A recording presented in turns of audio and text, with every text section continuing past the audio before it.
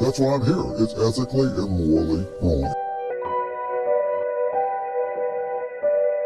A blind man can see this is fraud on the grandest of scales. The system's rigged against the patient. It's really not insurance, is it?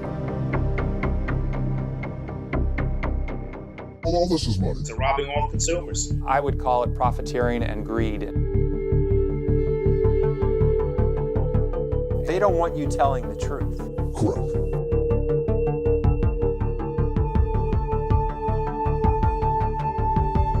You think it comes down to money? Absolutely.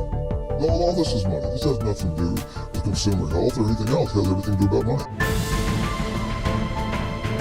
They're taking advantage of people, and worse yet, they're taking advantage of elderly people and people who are sick. They're taking advantage of the most vulnerable people. It's ridiculous. Is it just about a money grab now in healthcare?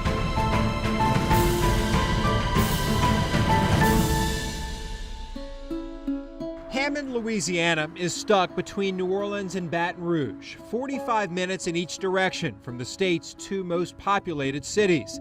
Hammond has a connection to our nation's capital, a significant connection between two cities 1,100 miles apart, a connection you don't know about until now. It will allow millions of Americans like you to save money when buying prescription medication. Here's why. In October, President Trump signed a bill that will lower health care costs. That bill received bipartisan support. You don't hear that much lately in Washington, D.C. The bill a result of a series of interviews done by a Louisiana pharmacist. It's fraud, in my opinion. Honest but afraid of the consequences of his identity being uncovered. Most people think having insurance reduces their prices. That's why you buy insurance. Correct. But that's not happening in some cases. That's absolutely correct. The pharmacist, a whistleblower who provided us with information that changed federal law. That pharmacist from Hammond, Louisiana. Tonight, for the first time, you'll meet him, see his face, hear his real voice. But first, the stories that got us here. Millions of Americans being charged a secret premium. Healthcare providers overcharging for prescription medication, costing you hard-earned money.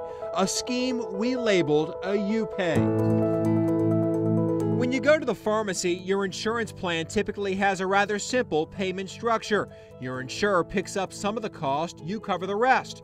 What's called a copay. That Hammond pharmacist gave us a stack of documents, dozens of prescriptions his pharmacy filled. Here's one for an anxiety drug. The pharmacist received $2.61 from the pharmacy benefit manager, or PBM. The customer paid $15. It's even labeled a copay.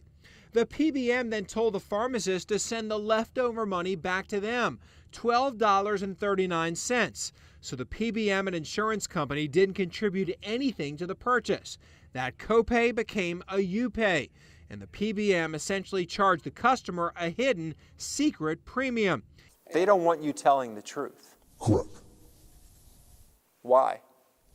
Because people would be outraged if they knew that they were actually paying an extra premium every time they had a prescription filled. Pharmacists had gag clauses with insurance companies and PBMs. It prevented them from helping their customers save money. Early on in our investigation, we brought our findings to U.S. Senator Bill Cassidy, who's also a doctor. The patient is subsidizing the entity which is supposed to be their advocate. Cassidy took our findings to Congress and in September passed a bill the president signed that prevents those gag clauses. Pharmacists can now tell customers when a cheaper price exists. Cassidy says this bill resulted from our investigation. And it all began with a pharmacist talking to you and talking to me, and then you speaking with me, and that representative government working. It all began with this pharmacist. There he is. How are you? Good seeing you. Good to see you. You doing all right? Doing fine, thank you. What do you think about your face being shown on TV, huh? A little scary. A little scary. Scary, but now unafraid of any consequences. What made you make the decision, you know what, I can show my face now? Well, the thing is, because now we got that gag clause lifted, we can get other pharmacists who've been talking and fighting for the people in the United States for years, that finally we can actually freely talk about it. So when the patient comes to that counter and talks to the pharmacist, we're no longer worried about getting pulled out of network or somebody suing us and this kind of stuff. This is Ricky Menino, a longtime pharmacist of an independent pharmacy in Hammond, Louisiana. Do you realize what you've done? I haven't done anything.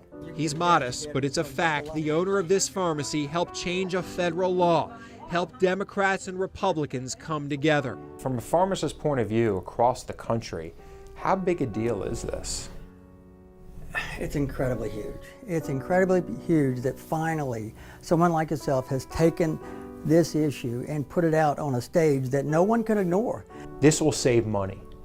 This will save lives too, because people are actually having to choose between their medication and food, and do they pay their insurance premium? On this day, Ricky Menino met one of his senators, the one who listened to his interview and brought his story to Washington, D.C. Sure appreciate all your help. Hey man, you the man. No, you started a process which culminated in President Trump signing a law forbidding gag clauses. And you can draw a line all the way back to when you begin to speak to Lee and pharmacists would come speak to me, and and you can draw that line forward. The senators and members of the House coming together, understanding the issue, drafting a bill, passing the law, and Trump signing. Representative democracy. You're way too kind. You guys did it. I just passed along a message. He's humble, but this pharmacist from Hammond, Louisiana, will save Americans money. He helped change a federal law exposing millions of dollars of medical waste. But now we've got one coming through right now, just going past a police officer. This is not a pickup truck. And look at the tail end of that vehicle start to float almost immediately. The police officer is now yelling at the person inside the vehicle, but I think there was a plan to put up barricades at these intersections. And now this officer is about to have to get wet again as a car went right around behind him and is now floating sideways. Needless to say, if you're in the area of the Carrollton underpass, do not go past any police officers and try and negotiate this underpass, because several people can get hurt. And now you can see the officer pulling this person out of the vehicle, and it looks like the vehicle is trying to come with him as well. This could be an elderly person. We are not sure. But New Orleans police on the scene now getting this person out. Aggravated 1 minute, forced to be a rescuer the next.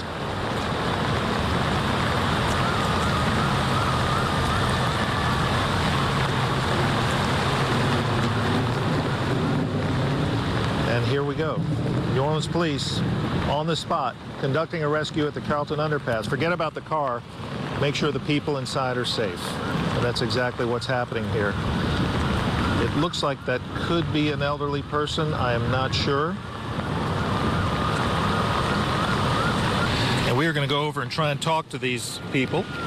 We've got two police officers over here blocking traffic on Carrollton Avenue. Somehow this does look like an elderly lady managed to get through, and New Orleans police have now rescued her, and she's apparently safe.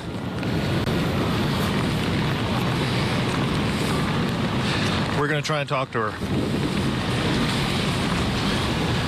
Ma'am, are you okay? Okay, a man help me. Did you not see the police officer there trying to block the road? I did not. We've been out here for probably about 20 minutes, half an hour, and the rain is coming down more now than it was when we first arrived.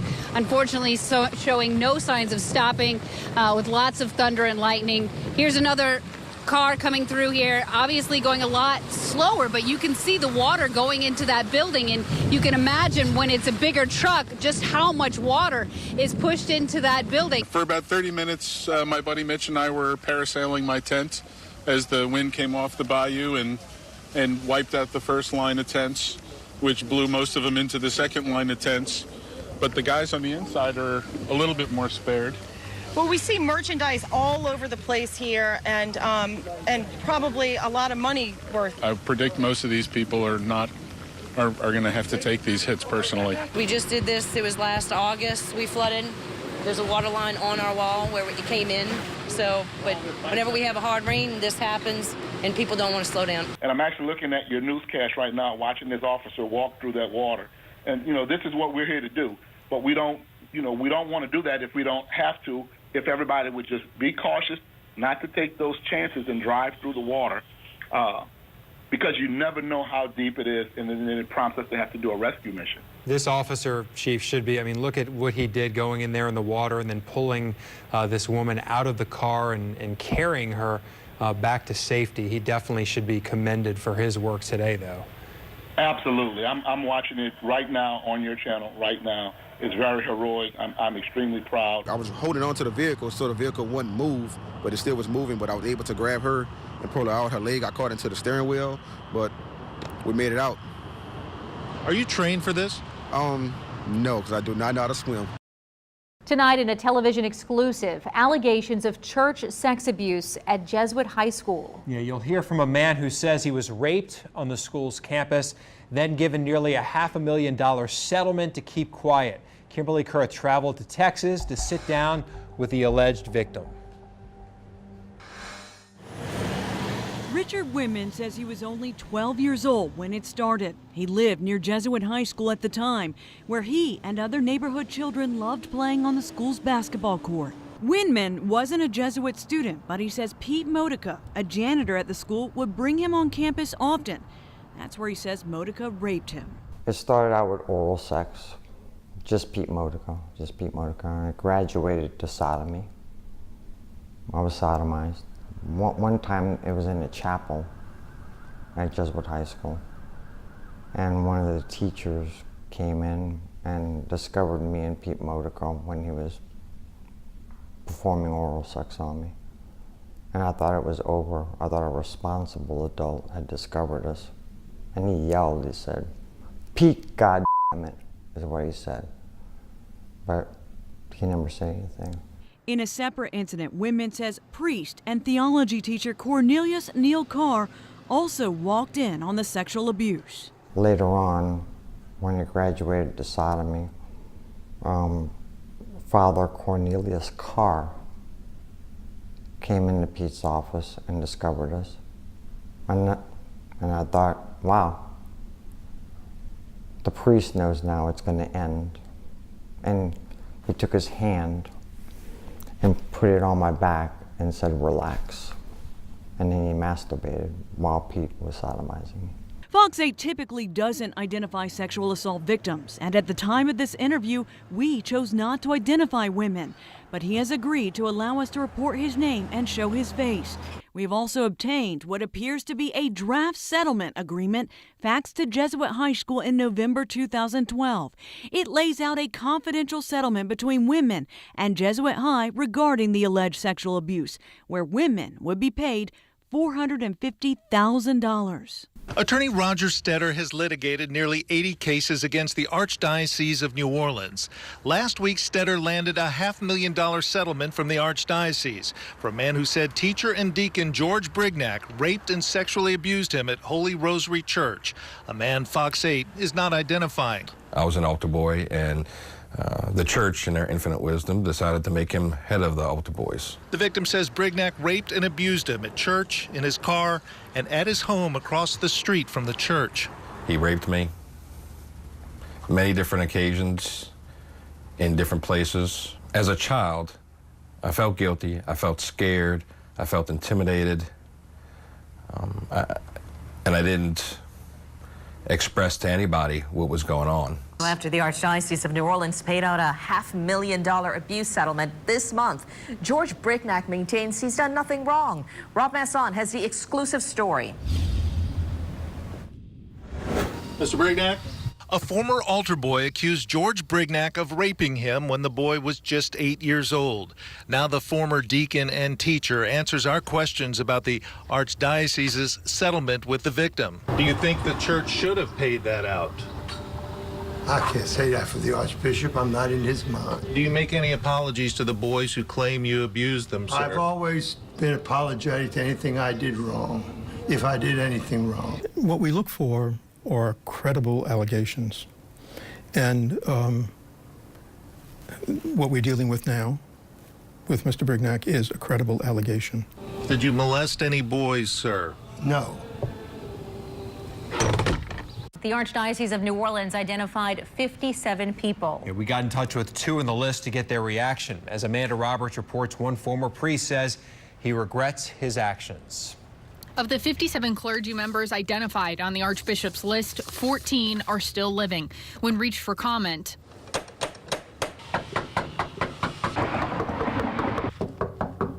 Lawrence Hecker couldn't be reached, neither could James Kilgore, Gerald Prince, or Patrick Sanders. But when reached at his home, John Sachs admitted to being one of the 57 on the list. The list is out there. I have nothing to say about it. My name's on it. I have nothing to say. Do you apologize to any I've already done that 17 years ago. I apologized then. I apologize now. I'm sorry. I regret what I did.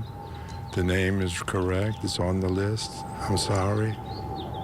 That's all I can say. I'm sorry and I regret it. Do you hope for anything? Sorry and I regret it. Do you hope for anything in the future? Forgiveness. Morris Daniels says defrocked deacon George Brignac raped him repeatedly, and the church knew about it. As a 7th grader at Holy Rosary in the 1980s, Morris Daniels says he had dreams to become a Catholic priest, but instead lived the worst year of his life. It is painful. It's humiliating. Daniel says he was bullied at school when Deacon George Brignac stepped in and stopped it. He befriended me and bought me things, and we got really close. Daniel says the friendship came at a price. The lawsuit outlines how Brignac started to sexually abuse Daniels in the boys' bathroom at Holy Rosary. It then escalated to sodomy when Brignac would drive him off campus in his car. He told me he loved me. He told me I was special. He told me this was our secret. Daniel says he thought he buried those memories until he recognized one of his friends recounting his story of abuse in a news report. I didn't know that he was being raped also. These memories came flooding back. These are arrest photos of 2 state troopers booked in a Baton Rouge prison this afternoon for theft and falsifying records. Yeah, the troopers are out of jail tonight but face serious charges that resulted from our months-long state of unrest investigation. Daryl Thomas earned more money than any other law enforcer in the state. Each of the last 2 years, he made $240,000. Thomas is charged with illegally earning some of that money.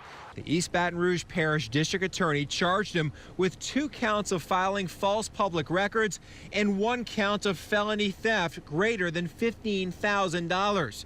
Our investigation followed Thomas for 12 different workdays. What we found, for all 12 days, Thomas claimed hours on his timesheet he didn't work. You don't have to take a class in criminal law to know that you can't submit fraudulent timesheets. For example, September 4th of last year, Labor Day, Thomas billed taxpayers for 16 hours. The first 6 hours he worked a ticket writing overtime shift in St. Charles Parish. Then from noon to 10 p.m., his timesheet shows he worked his regular state police shift. But our undercover camera caught Thomas at home from 11:10 until 5 p.m. Almost 6 hours of that workday, Thomas didn't work. It's disgraceful, it's shocking, it's unacceptable. We also had our surveillance unit on State Trooper Byron Sims. For 5 different Fridays, we found Sims arriving home well before his LACE ticket writing shift ended. LACE is short for Local Agency Compensated Enforcement Detail. Local parish governments contract with state police to have troopers write tickets on highways in that parish. On August 4th, Sims worked a LACE shift in St. John Parish until 6 p.m. We spotted his car arriving home around 1:30. Another example, August 18th. His St. Charles Parish lace detail ended at 6 p.m., but we found his car at his Orleans Parish home at 12:55. Sims is charged with 4 counts of filing a false public record and 1 count of felony theft greater than $21,000. Sims and Thomas could face up to 10 years behind bars for the theft charges, up to 5 years for the false public records charges. This is an extremely disappointing and sad day for the men and women of the Louisiana State Police. As I've said before, we must hold ourselves accountable for our actions before we can hold the public accountable for their actions. State police spent almost 6 months investigating these troopers. They subpoenaed our undercover video, analyzed cell phone records, tickets, and timesheets, and today concluded 4 broke the law, illegally receiving taxpayer money. According to the district attorney, police responsible for enforcing the law broke the law themselves. We're tracking some breaking news into the alert center now of a massive fire happening right now in Mid-City. Take a look at this live video we have coming in from our crew in the scene. Look at that fire. I mean, the flames are just out of control. Firefighters on the scene. More now on our breaking news out of Mid-City. A massive fire has broken out along Bayou St. John near South Jeff Davis Parkway. Rob Krieger is there live. Yeah, that's right. The flames continue to devour the building on the opposite side here of Bayou St. John. Just take a look behind me as the New Orleans Fire Department continues to douse those massive flames with hoses from at least 2 ladder trucks now and what is at least a 2-alarm fire. You're waking up to news this morning of this very large fire that has been burning now for about an hour or so along Bayou St. John. Just a few moments ago, right here on the east bank of Bayou St. John, the owner of Canal Furniture Liquidators collapsed in tears as she watched what she said is her life work just burn up. This is a pretty dramatic fire that we haven't seen the likes of for several years. No, it has actually been quite some time. There's been 2 ladder trucks out there that have aimed this continuous spray of water. We've got team coverage right now. Alan Henry is live just on the other side of the fire with another look. Alan? Hey, Rob, that's right. You know, something is definitely fueling the fire here this morning, just based on what we're seeing. You know, like Rob was saying, the flames are starting to die down a little bit, but when they start to die down, you can see they start to shoot right back up. It's a big warehouse, a 2-story warehouse. It's a heavy load of furniture. It's a furniture business, and very unfortunate. You know, we feel for people in our community when that happens. It's an economic loss to both, obviously, the owners and then the community when you lose businesses like this. No one was injured in the fire. You see crews are still putting out some hot spots within the building. We're told by Fire Chief Tim McConnell that the crews will remain here overnight, securing the scene for fire investigators and the ATF to start their investigation to find out what caused this fire here at the warehouse. Our series on 4 local judges launched an investigation by the State Judiciary Commission. We discovered these judges improperly and potentially illegally receiving tens of thousands of dollars a year in public money, at the same time overcharging couples, tying the knot. Tonight, we take a look back at Misjudged. I kind of laughed and I was like, yeah, sure, why not? When why not turned to I do, Michelle English opted for convenience. We were just talking one day and I said, pick a date. We'll go to the courthouse. Michelle and Lyle drove a few minutes away from their West Bank home to New Orleans' Second City Court, the Algiers Courthouse. The secretary told them the judge charged $100 and they must bring cash. I thought it was a little expensive. Their 1 o'clock wedding started 90 minutes late after the judge returned from lunch. How long was the ceremony? It wasn't that long at all. I mean, really. 5-10 minutes? Maybe. Maybe. But what they're learning from our investigation has them feeling ripped off. That's not cool at all. And a Tulane law professor outraged. This is shocking. 4 New Orleans judges perform weddings in their courthouse. Hey, how much does it cost to get married by your judge? In First City Court next door to City Hall, judges Angelique Reed, Veronica Henry, and Monique Murrow charge $80 to officiate a wedding in the courthouse during the workday. You said $100 for a ceremony? On the West Bank at the Algiers courthouse, Judge Tina Anderson-Trahan charges $100. And according to financial disclosure forms all 4 judges filed with the state Supreme Court, they keep that money as additional compensation, between $5,000 and $25,000 a year. They're not supposed to get salary supplements for doing this on the side. I mean, they're not judges for hire. This is not Judge Judy. Tulane law professor Joel Friedman says no part of the law allows the judges to pocket this money. This money should be staying with the court. Absolutely. According to financial disclosure forms, this has been happening for at least a decade. Judges being paid as much as $25,000 more than the law allows. This is part of their job. They're doing it during the workday at their workplace. The 4 judges declined our request for an on-camera interview. They tell us they have no record of how many weddings they officiate a year. But there's more. A section of state law does address weddings in First and Second City Court. It says for every marriage in the courthouse during office hours, there shall be a charge of $5. Wow. Really? $5. $5. Damn, we got shafted. Yeah. Anderson-Trahan claimed to make between $5,000 and $25,000 officiating weddings. Again, she charged $100 a wedding, and last year officiated $473, netting as much as $47,000. In 6 years, Judge Anderson-Trahan could have collected as much as $219,000 in cash. Following our series of stories, a state senator called for the Judiciary Commission to investigate. It is the law of the land, and every citizen is obligated to follow the law. But we wanted more clarity on the weddings officiated by Judge Anderson-Trahan. That's how we met Ricky Jenkins. Since he no longer lives in New Orleans, Jenkins found out about our stories when he received our letter. We sent one to every person married by Judge Anderson-Trahan in 2017, asking them how much she charged. Respondent after respondent told us the judge charged them $100, sometimes even higher. All totaled, we reached 280 people married in 2017, and all told us Judge Anderson-Trahan charged them $100 or more. When you get 200 responses and every single one of them tells you the same story, they didn't all get together at a party somewhere and say, let's tell Lee Zurich a lie. Right now, this is what we're looking at, zooming into the metro area just one more time so folks in New Orleans know what's coming. Tornado watch still in effect through 7 o'clock, but as you can see, we're seeing it kind of peeling away from the Baton Rouge area. So in the next hour and a half to 2 hours, the worst of it will be moving east of us. This camper that you're looking at, this is where the men who milk the cows, well, it's where they used to live. Luckily, around 3:30 this morning, they were out of the camper milking the cows when the tornado blew through and devoured their homes. But this sign that you see, well, it used to be on a barn way over there, several hundred feet away. When we walked outside and looked around, it was the god-awfulest thing we're ever seen. I'm going to step out of the way so you can see the damage that is still here.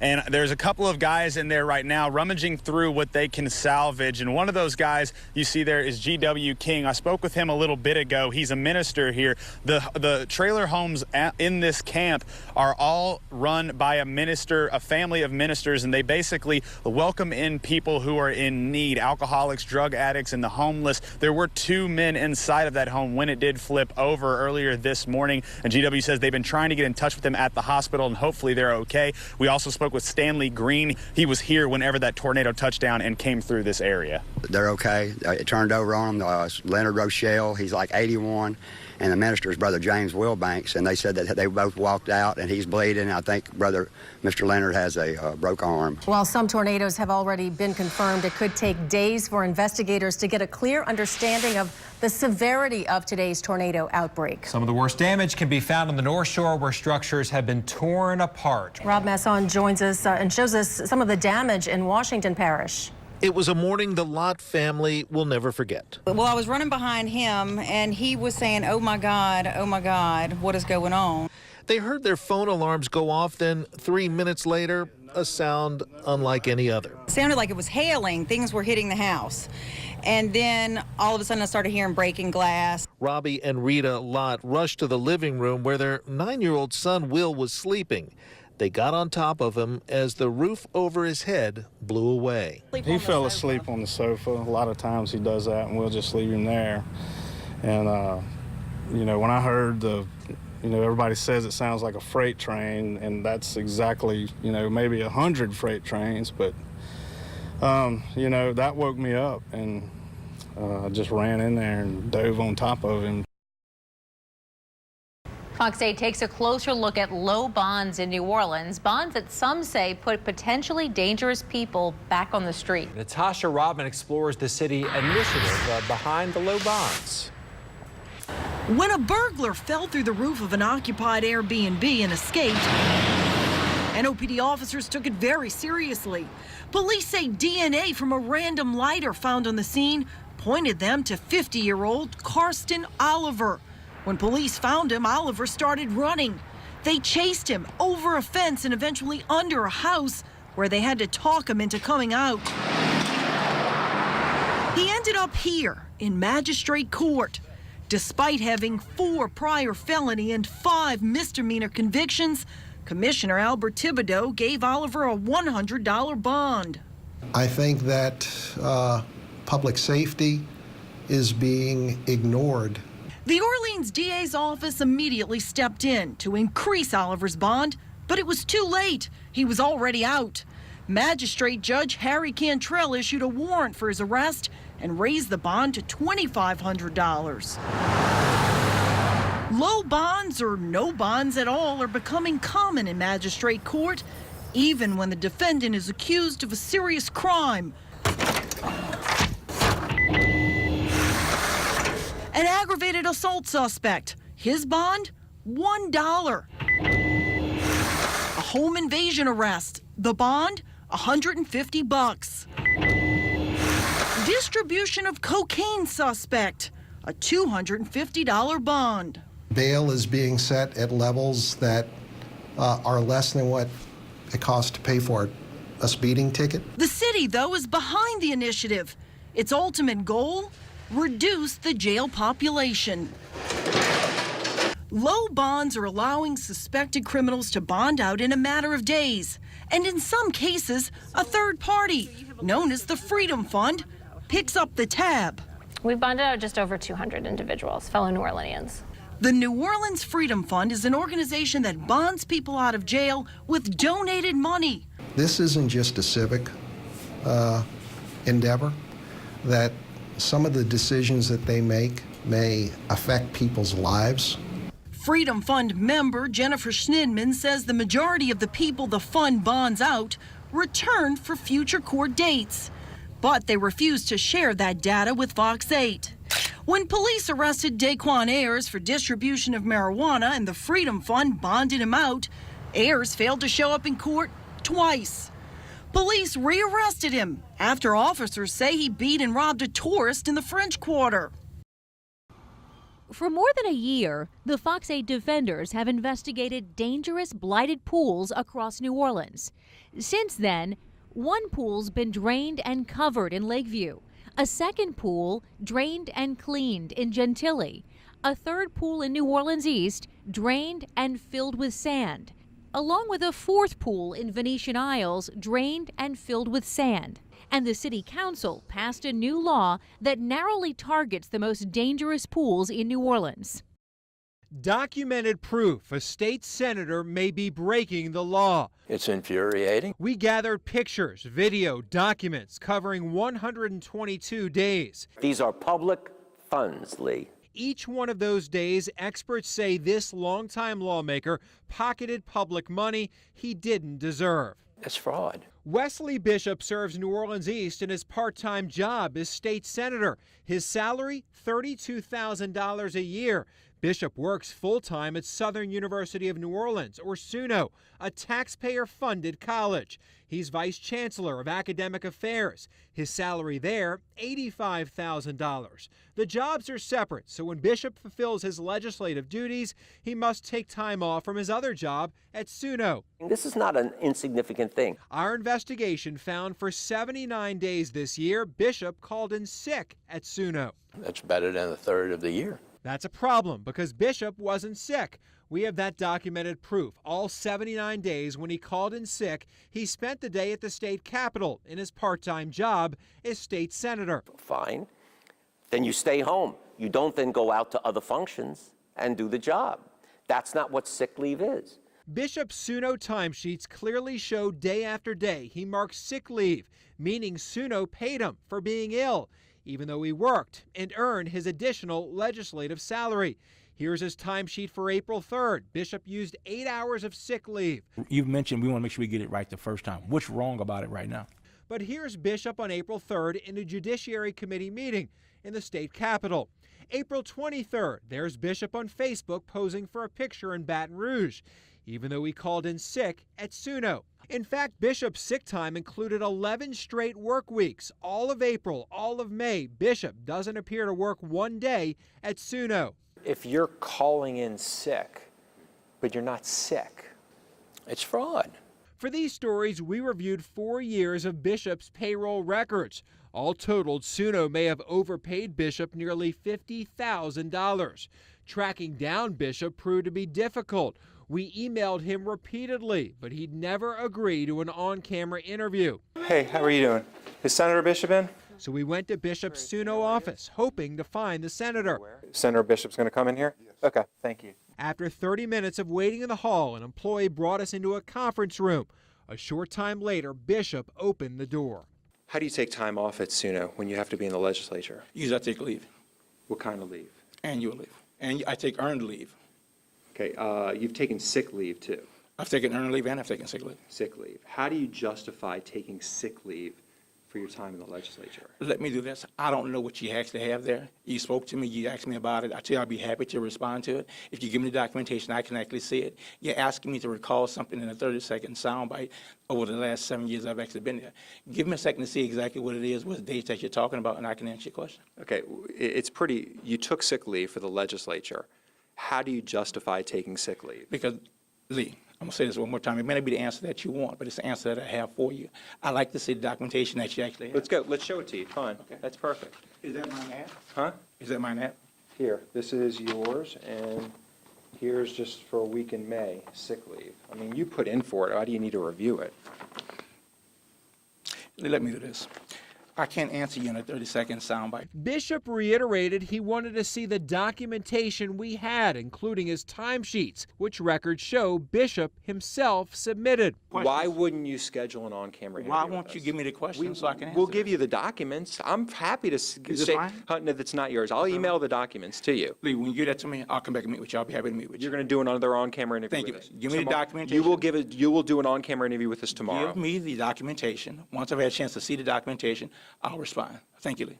Instead, after receiving the requested documentation, Lee, yes. I'm not running from you. All I'm trying to figure out is that give me the documentation that you actually have. Bishop went back on his word, refusing to answer questions about the thousands of dollars in public money he received for his unexcused absence.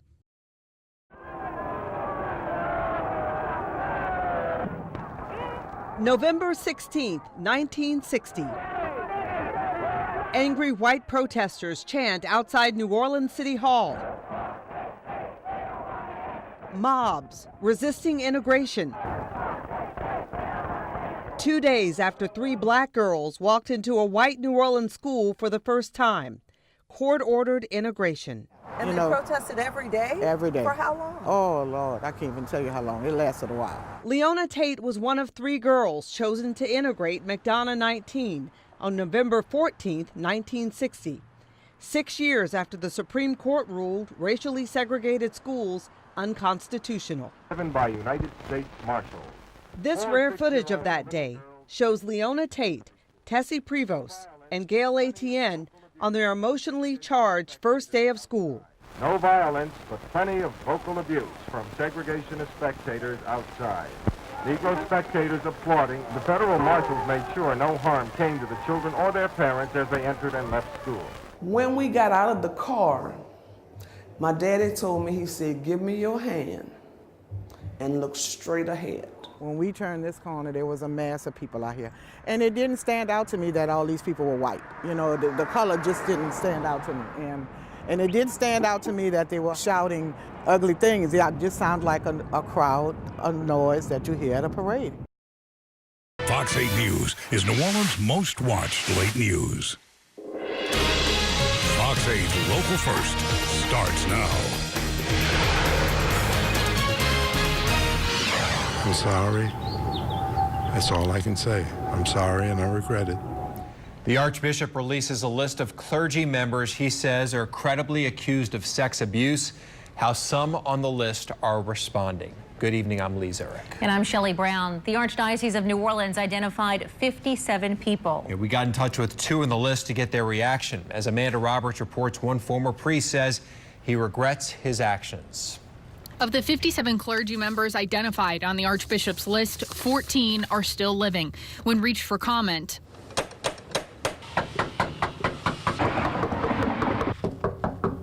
Lawrence Hecker couldn't be reached, neither could James Kilgore, Gerald Prince, or Patrick Sanders. But when reached at his home, John Sachs admitted to being one of the 57 on the list. The list is out there. I have nothing to say about it. My name's on it. I have nothing to say. Do you apologize to any I've already done that 17 years ago. I apologized then. I apologize now. I'm sorry. I regret what I did. The name is correct. It's on the list. I'm sorry. That's all I can say. I'm sorry and I regret it. Do you hope for anything? Sorry and I regret it. Do you hope for anything in the future? Forgiveness. That's all. According to the Times-Picayune, Sachs admitted to sexually abusing an altar boy at St. Peter's Catholic Church in the 1980s after a lawsuit was filed in 2001. He assumed various ministry assignments since he was first ordained in 1973 in New Orleans, Metairie, Kenner, and Reserve. In 2004, he was removed from ministry. Fox 8 reached defrocked Deacon James Lockwood by phone. This has been so long ago, I can't remember the details. Lockwood was arrested on charges in 1978 for crimes against nature and contributing to the delinquency of a minor. His alleged victims were 11 and 12 years old, and he was removed from ministry in 1978. Lockwood said he's already had his time in court. Because I know one of the things that the problem is with some of the bishops covering up some of this. But I guarantee you that wasn't the case with me. I went through the court, believe me, and this was all worked out. And I haven't had any problems, and I haven't had any reason to even look at this. Like I said, it's been, actually I said 28, I think it's been over 30 years. As for parishioners, many were hesitant to comment on the Archbishop's decision to release a list of credibly accused clergy members. But as he went to Mass, this gentleman told us he hopes it will have a positive effect. Well, I think it's a good thing, you know. They say knowledge is power, so maybe it'll lead to some healing. Fox 8 has attempted to reach out to all those living clergy members listed. We'll bring you more information when we have it. Lee. All right, Amanda, the Archdiocese broke up the list into 4 different categories. 14 former Archdiocese of New Orleans clergy are still alive. Accusations against them led to their removal from ministry. 18 now deceased clergy either admitted to or were publicly accused of sexually abusing a minor. 20 religious order priests were serving in the Archdiocese at the time of the allegations. The Archdiocese says in those 20 cases, the religious order was responsible for the investigations and final dispositions. 16 of those 20 men are dead. The list does not indicate if the other 4 are still alive. The last category includes 5 religious order priests who then New Orleans Archbishop Alfred Hughes removed from the ministry in 2002. The list indicates the alleged abuse didn't happen in the Archdiocese of New Orleans. Louisiana Attorney General Jeff Landry says his office has received 4 criminal complaints involving Catholic clergy. His office issued a statement today saying the LA DOJ sent official referral letters to the proper law enforcement agency in the parish where each crime was allegedly committed. It goes on to say if you are a victim or a legally mandated reporter, we urge you to contact your local law enforcement agency. And while some alleged victims are calling for the AG to launch an investigation, Landry maintains he does not have the authority to do that. New Orleans District Attorney Leon Canizera says he received the list of credibly accused clergy and will evaluate every case brought to his office. Canizera says the NOPD will first have to investigate each case and then turn over its finding to the DA's office for possible prosecution. The NOPD says the Archdiocese did not provide them the list, but Canizera says he'll make sure the information is passed along. If we are in a position to prosecute it based upon the law and the evidence, we will prosecute these cases. My history with regard to sexual assault, especially as it relates to children, we have been very, very aggressive with regard to prosecuting people who have harmed children. The NOPD is now asking anyone claiming sexual assault by clergy to come forward and report it. Archbishop Gregory Amen says he knows several of the people on the list, but felt they had to be revealed to hopefully help bring justice for the alleged victims. As Rob Masson reports, Amen says the release is necessary for the church to atone for sins from the past. I just want to thank y'all so much for being here for me and these kids, man, you know. It is a day that one alleged victim of clergy abuse thought would never come. This day, to me, is probably the first step that I've seen, you know, the Archdiocese make in the right direction. The list of 57 alleged abusive clergy touches dozens of churches across the Archdiocese of New Orleans, as well as the lives of those who say they were abused. The names include 14 former clergy members who are still alive, including Patrick Keene, who served at 6 local churches during the 80s, including St. Catherine of Siena and St. Mary Magdalene in Metairie. Also on the list, Patrick Sanders, who worked at 6 local churches, including St. Angela Marisi in Metairie and Our Lady of Perpetual Help in Belt Chase.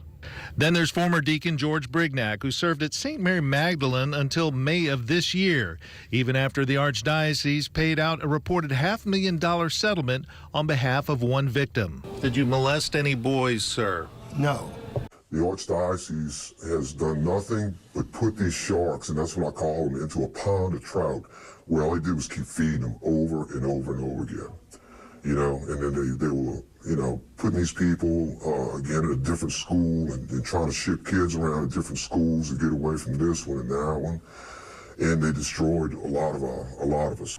And we hope that it will show transparency, but most importantly, healing for victims. I think this is part of our atonement.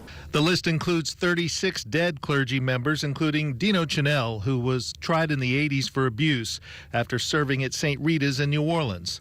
Also deceased is Carl Davidson, who served at 5 local churches, including St. James Major and St. John Prep in New Orleans. We believe that releasing the names, publishing the names, is a matter of justice. Release of the list is one of the toughest things Archbishop Amen says he's ever done. He knows some of the priests and insists the names represent a tiny percentage of all clergy who've served in the Archdiocese of New Orleans. It was very difficult because in some cases these were people that I thought their ministry was very pastoral, very caring, and to see their name on the list is a disappointment. Alleged victims of clergy abuse say the release of the names will help heal, but they say the scars have lasted decades. This is just the beginning, you know, and I feel sorry for the Archdiocese in a way that it's so embarrassing that such a huge organization would finally be caught. In New Orleans, Rob Masson, Fox 8 Local First. That alleged victim we spoke with is one of 13 that attorney Roger Stetter says will be the focus of settlement talks over the next 5 months. Other dioceses in Louisiana have promised to release their own list of credible abusers. They cover the entire state. They have not offered timetables, though, on when to expect that information to go public. Archbishop Amen says the list is as accurate as they could make it, but if anyone wants to voice concerns about someone not on the list, the Archdiocese says call the Victims Assistance Coordinator, Brother Stephen Sinan, at 504-522-5019. If necessary, the list will be updated. Look for extensive coverage of claims of child sex abuse in our area online. Use your Roku and Amazon devices or the Fox 8 News app to watch those stories. A new law gives the city the authority to fill dangerous pools, but code enforcement says it can't enforce it. Coming up, we'll have an all-new Fox 8 Defenders report. And two SEC powerhouses meet tomorrow in Tiger Stadium. See how Tide and Tiger fans are getting ready for the big game. The big LSU-Alabama matchup is less than 24 hours away. This evening, the Bama football team, along with head coach Nick Saban, arrived in Baton Rouge. Did I say yeah. Okay, sorry. The players, who am I going for tomorrow night? Same team as you. The players having a few hours to rest before the battle in Death Valley. Many diehard Tiger fans started getting their tailgate parties going yesterday. And as Catherine Mazzone shows us, Tiger fans know exactly what it will take to beat Bama. Folks are gearing up for the big game tomorrow with tons of tailgating tonight, complete with food, drinks, music, and games. This RV park is packed with LSU and Bama fans alike. For most of the Tiger faithful, this is a tradition, not just for the Bama game, but for every home game. They say it's going to be a tough matchup, but with Ed Ogeron at the helm, they're confident they can pull out the win. That is, if offense shows up. The biggest challenge, I think, is going to be our defense taking care of Tua, make sure he doesn't get those passes off. The Alabama is probably our toughest challenge, just due to their defense, their secondary, and everything else. I think they, being a struggle to us. I think our defense will hold their own. I think the offense is going to be, pretty questionable. We'll see what they can do. We spoke to some diehard LSU fans who say they were here yesterday morning at 10 a.m. to get into this park. In Baton Rouge, I'm Catherine Mazzone, Fox 8 Local First. All right, after a year-long Fox 8 Defenders investigation, the City Council created a law to fill dangerous pools. But despite that new ordinance, a city department head says he can't enforce it.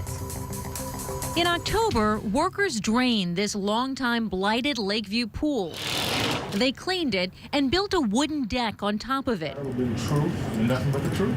In September, a code enforcement hearing officer fined the vacant property owner, Francis Musachi, and ordered the city fill the pool. We requested the authority to fill a pool if the conditions hadn't been abated. In our eyes, we don't believe that the pool violation exists anymore. The city's director of code enforcement, Snapper Poche, says Mayor LaToya Cantrell even got involved, reaching out to the owner of the blighted property.